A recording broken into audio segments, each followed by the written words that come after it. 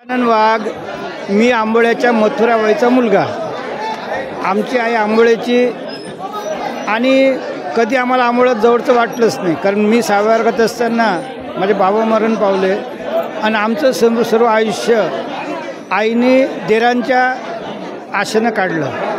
त्याच्यामुळे आंबोळ्याच्या कधी परंतु आता अलीकडेच मी आंबोळ्याला सर्टिफिकेट घ्यायला गेलो होतो आईचं शाळेतून, आणि प्रतापराव जाधव यांना मी म्हटलं की तुमच्याच मतदारसंघातला, त्यामुळे त्यांचे PM सतत माझ्या संपर्कात असतात. ते लांजूड नाव ऐकलं तुमचं, असं राहू द्या समोर, असं धरा, दोघा मिळून धरा.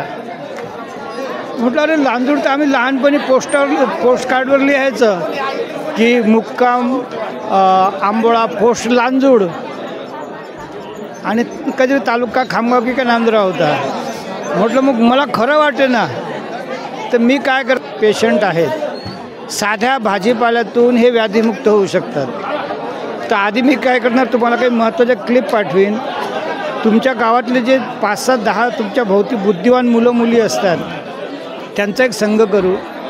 नंतर मी 15 दिवस महिनाभराने 2-3 दिवस तुमच्या गावात राहायला येईल. मी भाडं घेत नाही, पैसे घेत नाही, मानधन घेत नाही. एखाद्या ग्रामपंचायत जागा असली तर फारच चांगला, मी 200-300 रुपये रोज देतो की बाबा 2 टाईमाला जेवण आणून दे, आणि मग तुम्हाला ते विद्या काय समजावून. तसं तर यूट्यूबवरनं बरीचशी समजेल, पण अधिक आपण चर्चा करू, ते कसे राबवायचं चर्चा करू, आणि मग महिनाभराने तुम्ही ठरवा. आणि मग तुम्ही सरपंच या नावाने कलेक्टर, जिल्हाधिकारी आपला प्रतापराव जाधव यांना आपण पत्र लिहू की आम्हाला आमचं गाव जागतिक स्तरावर आणायचं आहे. आलं का लक्षात? जागतिक स्तरावर आणायचं आहे, बाकी ईश्वर करणार. बघा, मी विधवेचा मुलगा, खायला नव्हतं, आणि म्हणायचं मला कलेक्टर व्हायचं आहे, तर विल फाइंड द वे.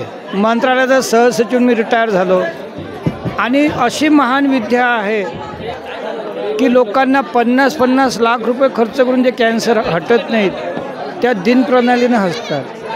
तर तुमचं गाव म्हणजे जागतिक पातळीवर येऊ, हीच तुम्हाला शुभेच्छा. आणि म्हणून मी तुमच्या डोक्यावर हात पण ठेवतो.